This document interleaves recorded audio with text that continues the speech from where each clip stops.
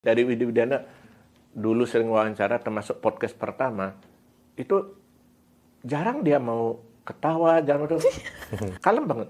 Tapi tiba-tiba belakangnya jadi tiba-tiba mudah ketawa, mudah ngelucu, receh tuh. Itu karena pengaruh De Uli atau apa ya?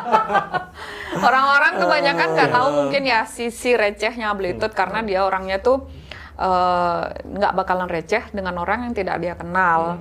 Jadi ya gimana ya? Bukan karena sama saya terus tiba-tiba dia jadi lucu, jadi receh atau gimana, enggak. Jadi jauh saya sebelum kenal basicnya memang orangnya seperti itu, humoris dan cuman jarang orang tahu. gitu Iya, juga. sangat. Saya adalah korban kejailan.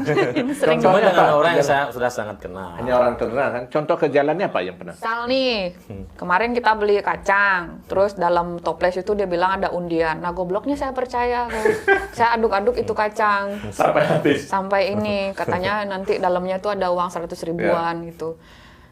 Kayaknya gelar S1 tuh nggak ada gunanya ketika dibohongi sama dia. Terus kita konser ke Singaraja, ke pemutaran.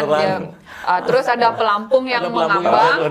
Dia bilang itu tentara latihan. Padahal saya udah bilang itu pelampung. Enggak, itu tentara latihan yang lagi berbaris. Dan gobloknya lagi saya percaya. Gitu. Ketawa sebulan penuh.